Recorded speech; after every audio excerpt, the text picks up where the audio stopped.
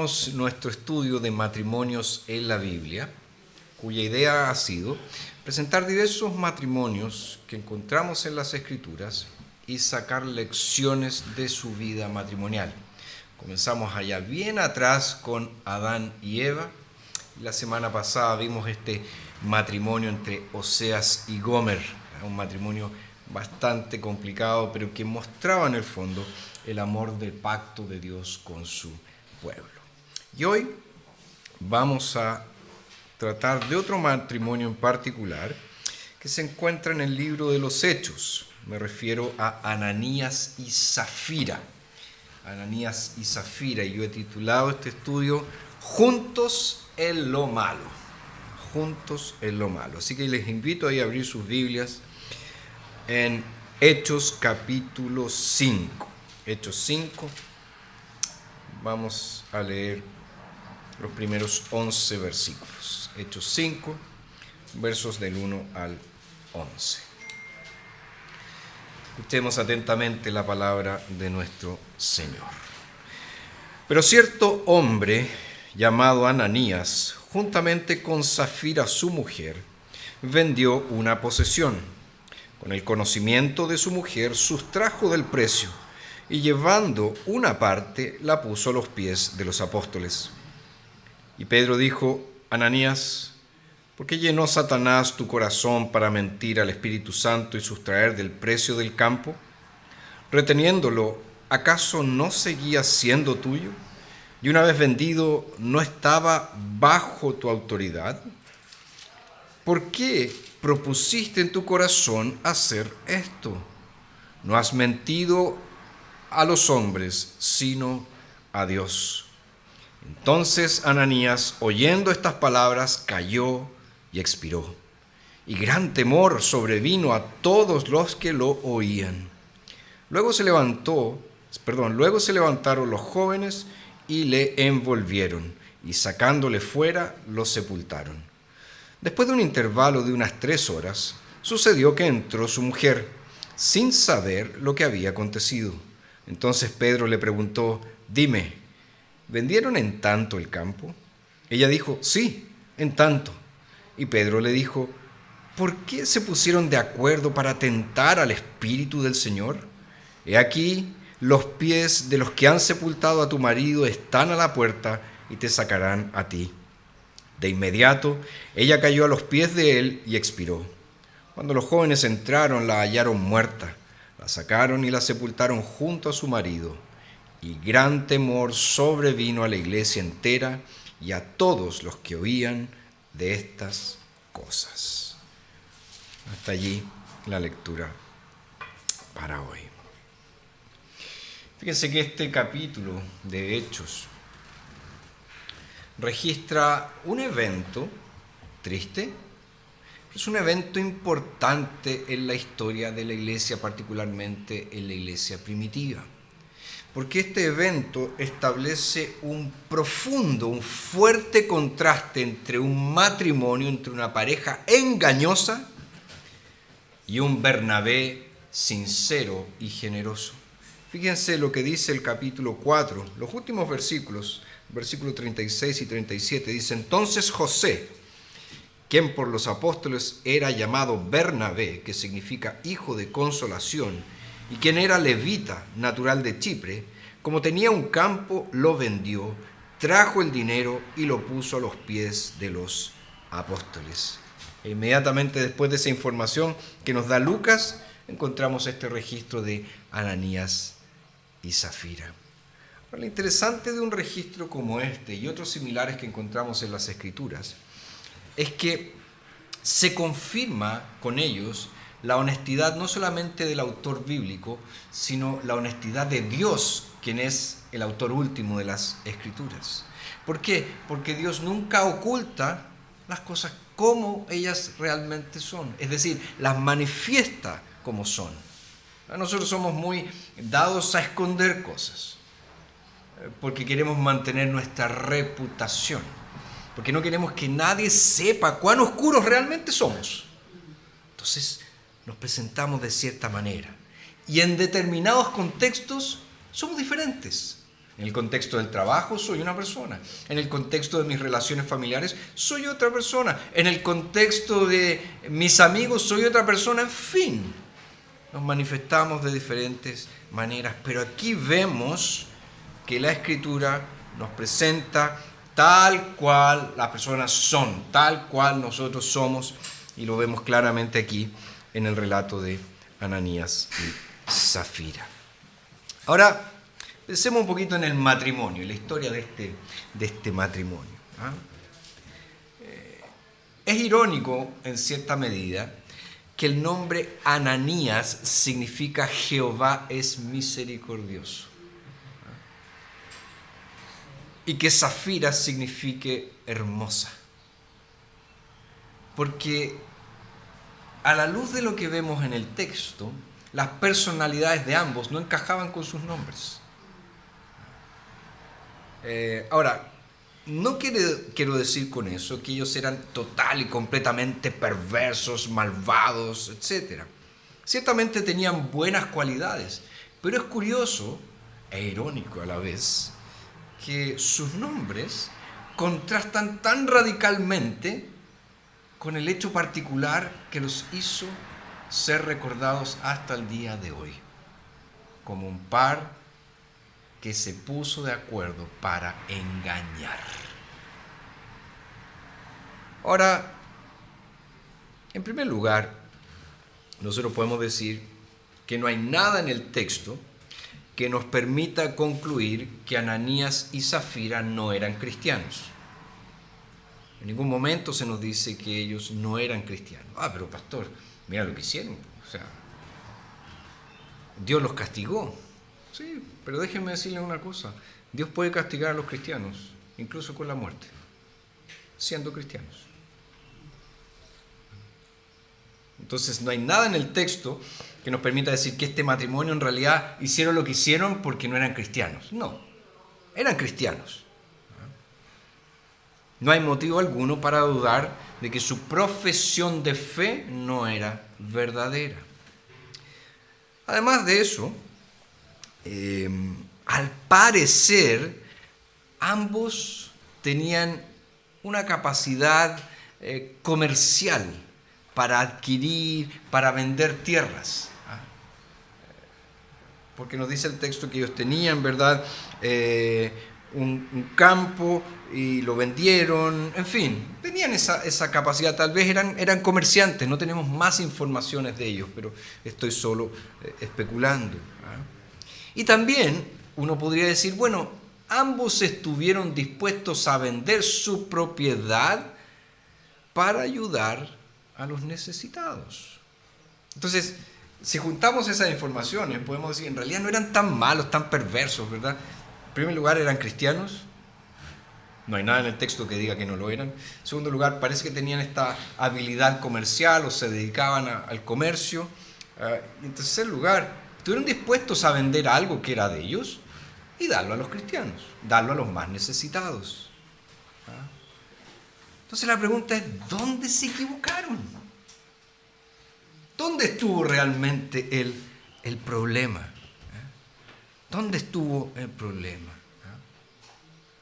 Uno podría pensar que tal vez algo de su vida anterior, es decir, algo de su vida antes de su conversión, los sedujo, como el caso que está registrado en el libro de los Hechos, más adelante en el capítulo 8. ¿Se acuerdan del famoso Simón el Mago? Algo de su vida anterior lo sedujo en el momento en que vio este poder del Espíritu Santo y él dijo, yo quiero tener eso. Y dijo a los apóstoles, ¿por qué no me dan de eso y yo les doy platita? Porque esa era su vida anterior. Él pensaba en esos términos, si yo obtengo este poder, voy a ser más reconocido aún. Si yo obtengo este poder, wow, la cosa va a cambiar. Entonces tal vez ellos, basados en estos contrastes que nos muestra la Escritura, tenían algo en su vida anterior que los llevó a actuar de la manera como actuaron. Es decir, quisieron buscar renombre, quisieron buscar destaque. Y ciertamente ellos deben haber mirado el ejemplo de Bernabé. Bernabé, nos dice el texto, era reconocido por los apóstoles, tanto que los apóstoles le habían puesto un sobrenombre, hijo de consolación, que significa Bernabé, porque su nombre era José. Entonces, tal vez ellos pensaron, si hacemos esto, los apóstoles nos van a poner un nombre especial. La iglesia toda nos va a reconocer. La iglesia toda va a decir, uy, no hay cómo este matrimonio, Ananías y Zafira, son maravillosos. Fíjense, vendieron su propiedad y la dieron a la iglesia.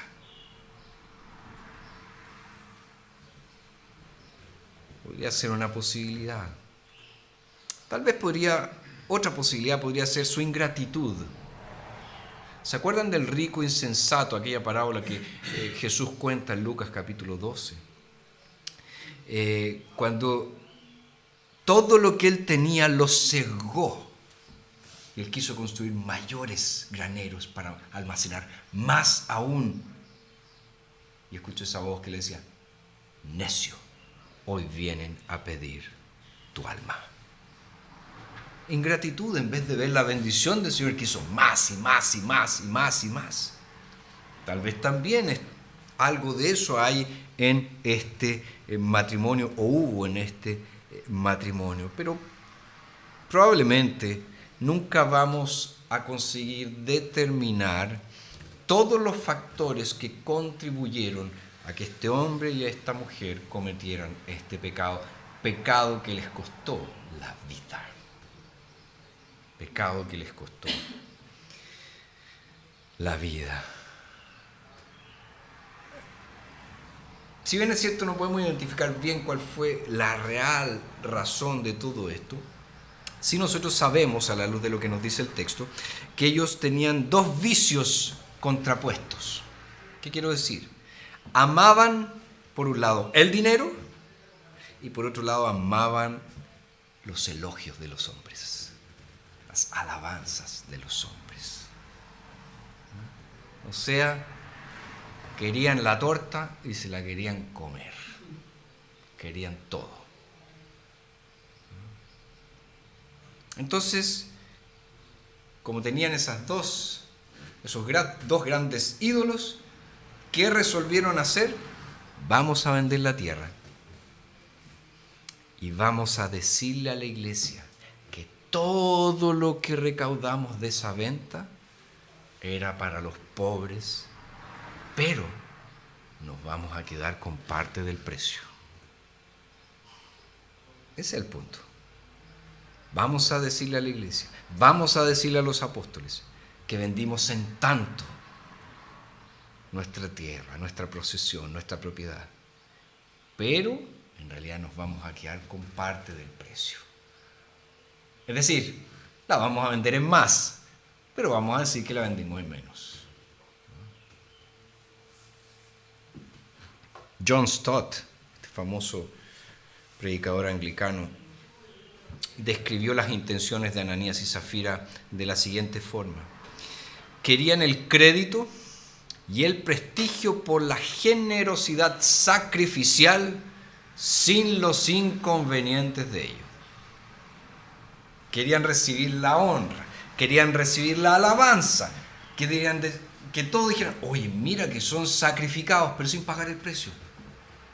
Porque en realidad no les costó, ellos obtuvieron ganancia. Y luego continúa Stott diciendo, entonces para ganar una reputación a la que no tenían derecho, dijeron una mentira descarada. Su motivación para dar no era aliviar a los pobres, sino engordar su propio ego. Yo creo que es muy precisa la observación de Stott. Ellos dieron para ellos mismos. No lo dieron para el Señor, no lo dieron para aliviar a los creyentes que pasaban necesidad. Fíjense, admiración, dinero, egos satisfechos. ¿Qué podría ser mejor que eso? ¿Cuántas personas hoy en día en el mundo anhelan todo eso.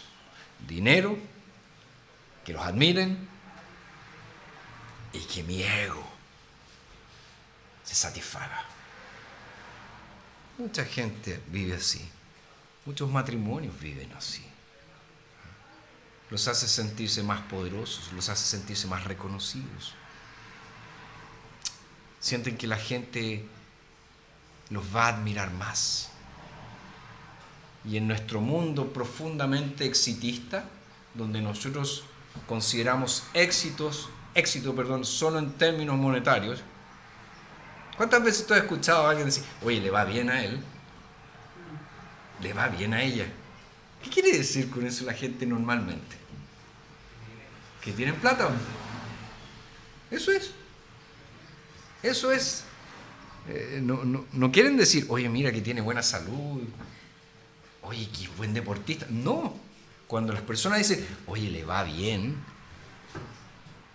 sinónimo es, tiene plata. Tiene plata.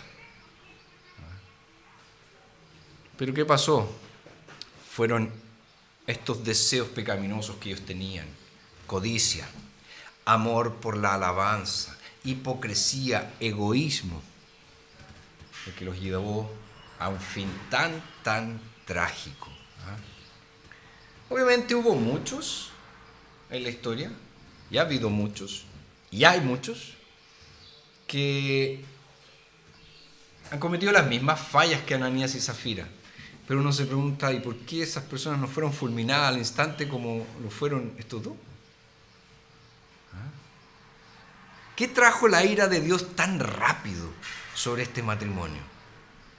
Fíjense, las escrituras no lo dicen directamente, pero yo pienso que hay por lo menos dos pistas súper claras en el texto que nos ayudan a entender por qué Dios descendió en ira instantánea, fulminante sobre ellos.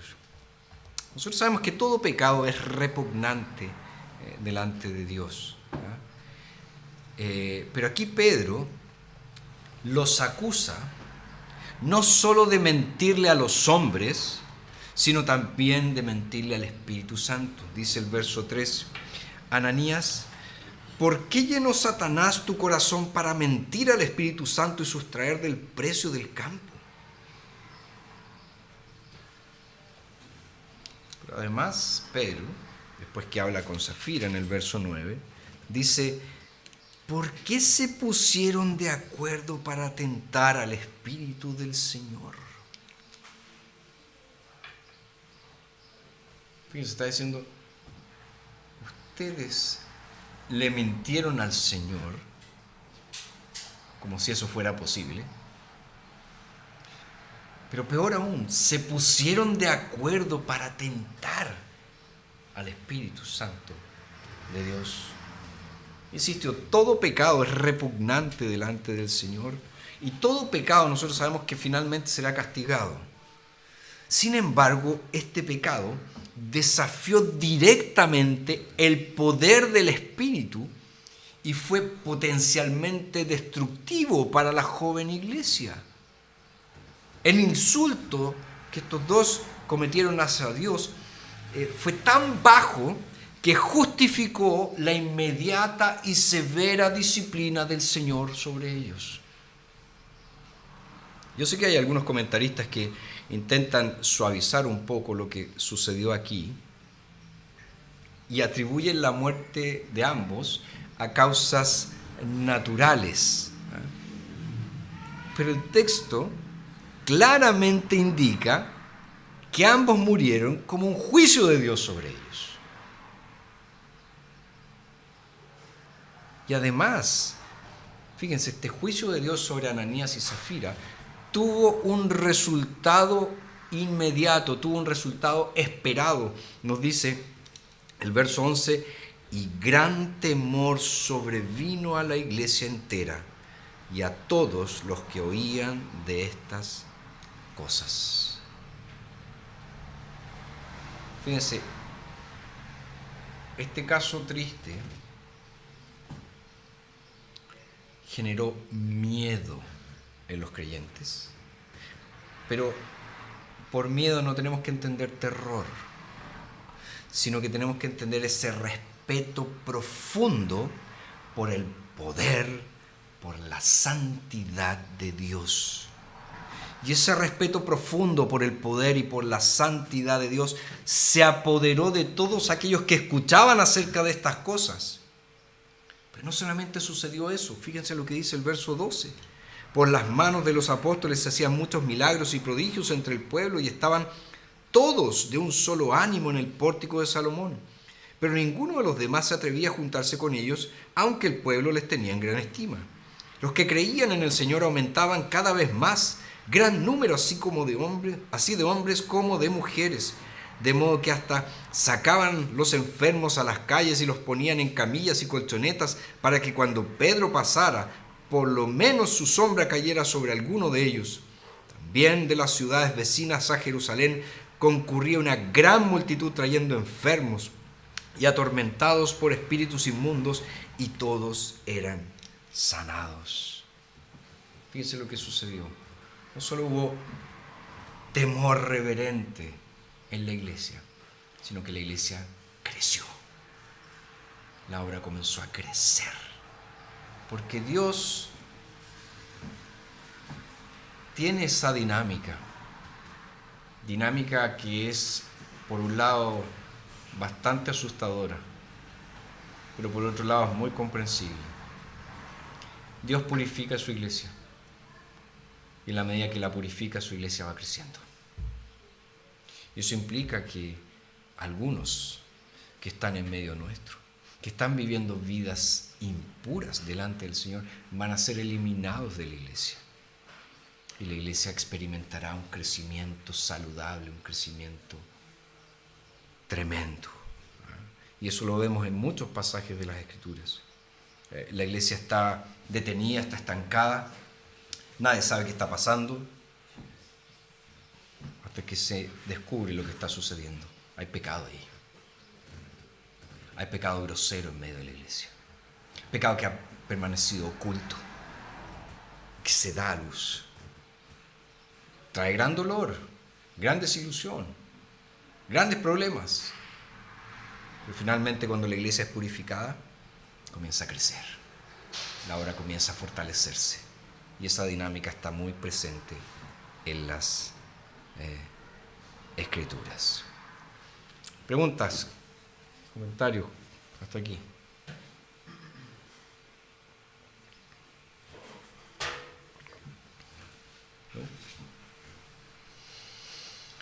Sigamos entonces, ¿qué más aprendemos de este registro? Bueno, hay muchas lecciones en esta triste historia. Por ejemplo, Dios no da crédito a las buenas acciones hechas con malos motivos.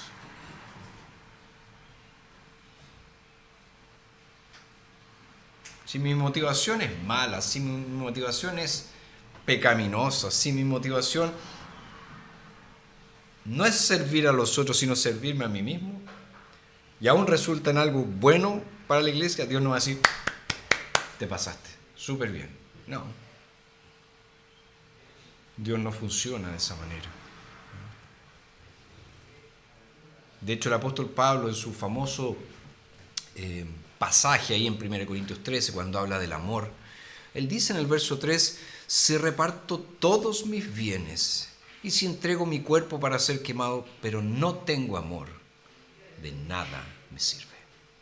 Puedo hacer grandes obras generosas para la iglesia, pero si no están con la motivación correcta, que es la gloria de Dios sobre todas las cosas, no sirven para nada. No sirven para nada. Pensemos en algún filántropo. Nosotros conocemos varios en Chile, ¿verdad? Uno rubio, pelo largo, conocido como filántropo. Y dicen, oye, y algunos dicen que es hermano. Ay, Dios mío. ¿Ah? Lo admiran. Oye, mira, este hombre es tan bueno. Pero cada vez que da, aparece en todos los diarios, en todas las revistas, en todos los noticieros. ¿Para quién está dando él? Piensen, ¿para quién está dando? Y a veces nosotros también hacemos lo mismo, tal vez en escalas menores en la iglesia. Voy a dar una ofrenda, pero me gustaría que esa ofrenda se ocupe para la construcción de una cocina en la iglesia. Pero lo único que pido es que pongan una plaquita que diga Cocina Hermano Perico Los Palotes.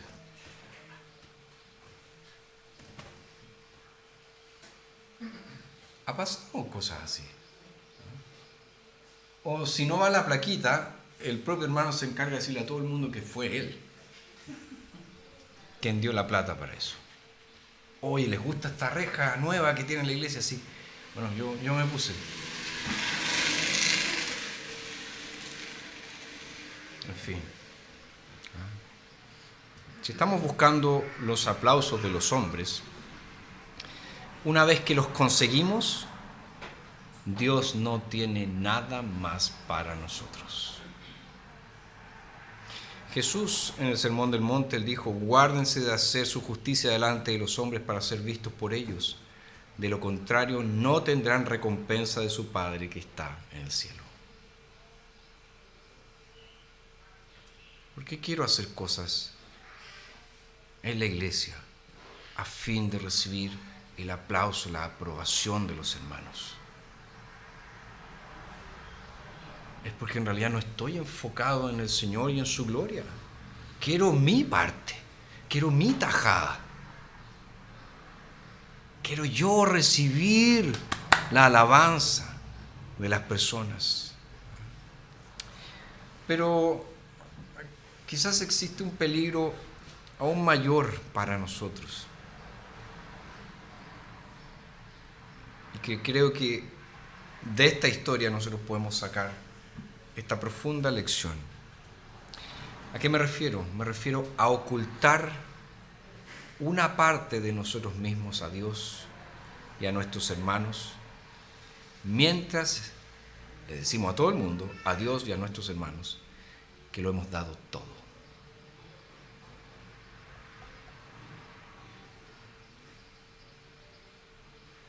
¿No es eso, por ejemplo, lo que hacemos cuando somos irregulares en la asistencia a la iglesia? No estamos diciendo, de hecho, con eso, esto es lo mejor que puedo hacer. Pero sabemos que eso no es verdad. No es lo mejor que puedo hacer. Estoy sustrayendo, estoy robando. Pero les digo a todos los demás, el Señor es lo más importante en mi vida. Le he dado toda mi vida al Señor, pero asisto irregularmente a la iglesia. ¿Qué estoy haciendo? Estoy robando, estoy sustrayendo, estoy haciendo exactamente lo mismo que Ananías y Zafira hicieron. Y en la vida matrimonial sucede lo mismo. Yo hago todo por ella. Yo hago todo por él. ¿De verdad? ¿Por qué no haces esto, esto, otro, esto? Ah, no, hago lo mejor que puedo. Estás robando. Estás sustrayendo. Estás diciendo por un lado que has dado todo, pero sabes que no lo has dado todo. Otro ejemplo, ¿qué hay con la adoración a medias? Por ejemplo, cuando hablamos de adorar al Señor con todo lo que tenemos, con todos nuestros recursos. Pero no lo hago. O cuando doy sin alegría. Cuando doy sin ganas. O cuando miro el ganar almas con indiferencia. Me da lo mismo.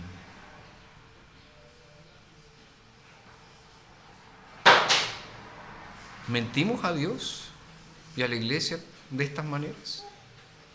¿Le mentimos a Dios y a la iglesia de esta forma? Pueden haber muchas más, yo solo les estoy poniendo algunos ejemplos de cómo podemos ser exactamente iguales que Ananías y Zafira. Decimos que damos todo. Oh, yo tengo una pasión inagotable por alcanzar perdidos. Pero no lo hago. No lo hago. Estoy sustrayendo. Oh, yo le doy todo lo que tengo al Señor. Pero ni siquiera me preparo para ofrendar el día domingo. Oh, es que ando sin plata. A todos nos ha pasado alguna vez. Pero cuando ya es reiterado, cuando nunca ando con plata, ¿qué hay ahí? ¿Se han puesto a pensar lo que hay ahí? Ni siquiera me preparo para el acto de adoración más sencillo que es, aquí está, parte de lo que tengo. Porque reconozco que todo lo que tengo es tuyo. Así podemos seguir y seguir colocando ejemplos de muchas veces, muchas veces queremos presentarnos como los grandes cristianos, pero estamos sustrayendo y en el fondo somos hipócritas. Ahora, cuando hacemos esas cosas de manera individual, es horrible. Pero cuando un matrimonio se pone de acuerdo para hacer ese tipo de cosas, es peor aún. Es peor aún. A mí me ha tocado muchas veces, como pastor, preguntarle a un hermano, ¿verdad?, que está casado: oye, no te vimos ayer, te echamos de menos. Sí, lo que pasa es que estaba medio cansado. Y la mujer que está al lado: sí, y que trabajó toda la semana tan duro. Y después encontrarse con una foto en Facebook o Instagram, lo que sea, que andaban paseando los perros. Yo no estoy en contra de que descansen, de que tengan tiempo juntos, pero a lo que voy es la forma de justificar. Ese es el pecado. ¿A quién quieres engañar? ¿A quién le quieres mentir? Y así hacemos muchas cosas como matrimonios que son exactamente lo mismo que hizo Ananías y Zafira. Pero en una escala menor. Todo pecado es inmundicia delante de Dios. Y debemos verlo de esa forma. Es mejor que esperemos que Dios nunca entonces proceda con nosotros tan drásticamente como procedió con Ananías y Zafira. Porque ya sabemos cómo podemos terminar. Fulminados, muertos, por causa de nuestra impiedad. ¿Dudas, preguntas, comentarios?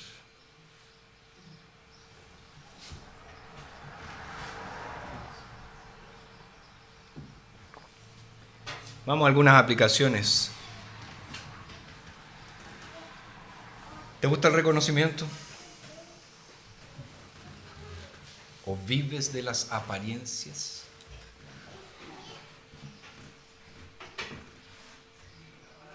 ¿Te gusta que te reconozcan? Bueno, alguien puede pensar: bueno, es que el reconocimiento en sí no es malo. No, claro que no es malo. A nadie le gustaría, después de que ha hecho algo bien, que le digan: pésimo esa cuestión. Pero acuérdense las palabras de nuestro Señor Jesús. Cuando nosotros hagamos todo lo que teníamos que hacer,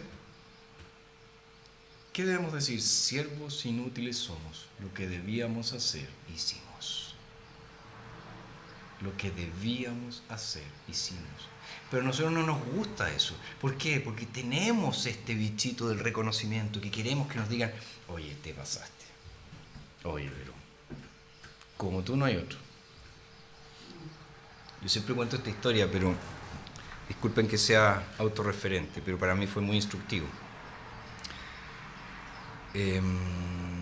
Cuando estaba en la universidad, y gracias a Dios me fue relativamente bien, y yo llegaba con una nota donde mi papá, y no sé, llegaba y decía: oye papá, saqué un 7 en tal prueba. Mi papá me miraba y me decía, con su deber nomás cumple, joven. Y yo así como, chao, te pasaste. Y todo el tiempo lo mismo. No me acuerdo de verdad que me haya dicho, oye, bien, así se hace. Era con su deber nomás cumple, joven.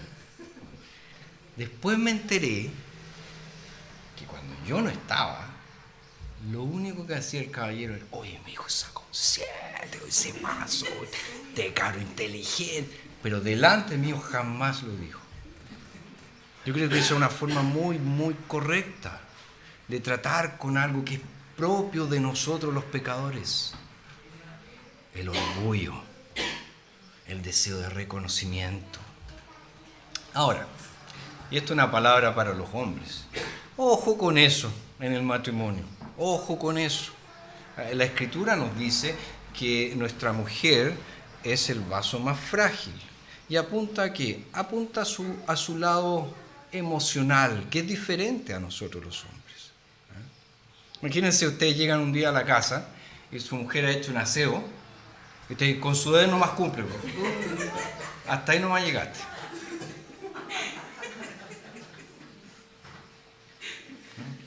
Eso no va ahí.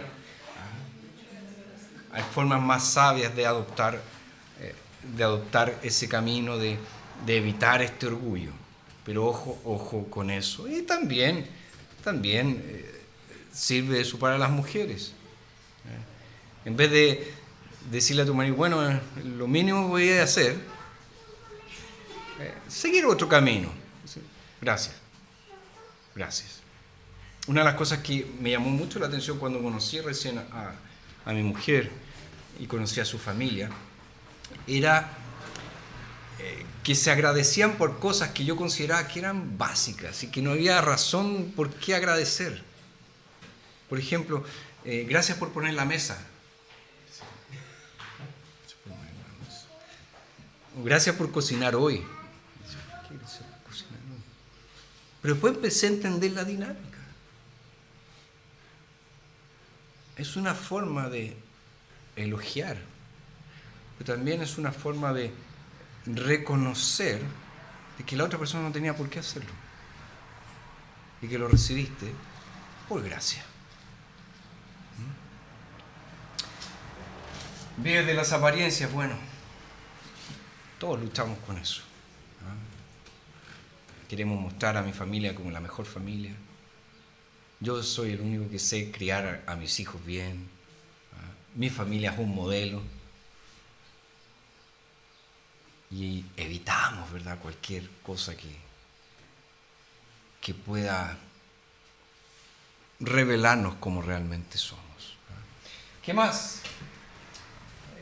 ¿Cómo muchas veces nos unimos para lo malo, en vez de unirnos para aquello que es bueno? Les ponía algunos ejemplos de cómo a veces los matrimonios cristianos se confabulan para mentir en tonteras.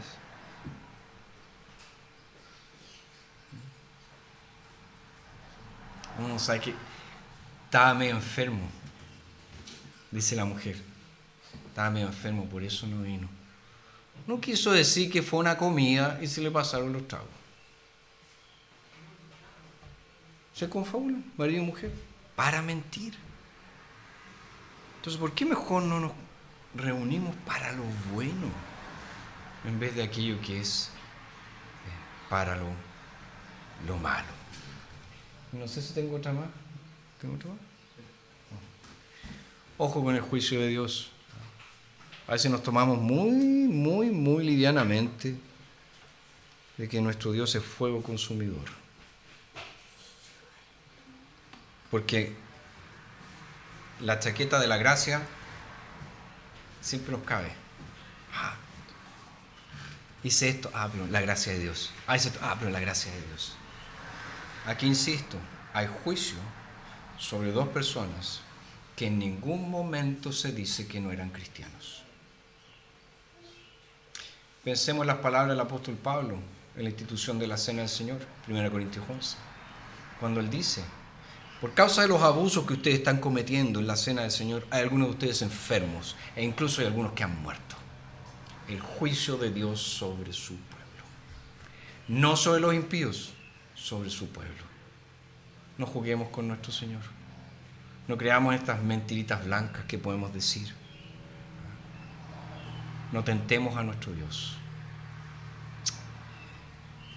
¿Preguntas, comentarios? ¿Algo? ¿No? ¿Los de la casa? Jorge. Estoy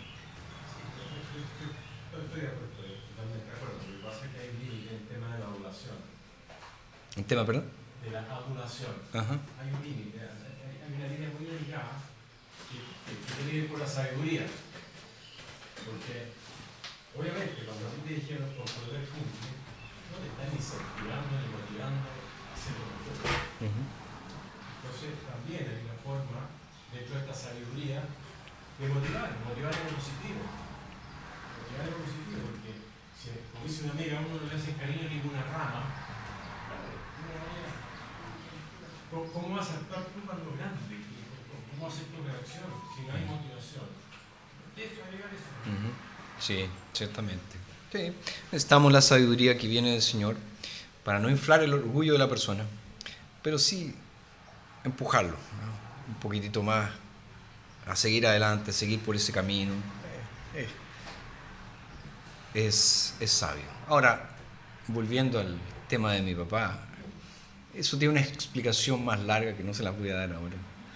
Pero ahora que soy adulto yo entiendo. Y lo entendí también así en mi tiempo. Ok, vamos a orar para concluir.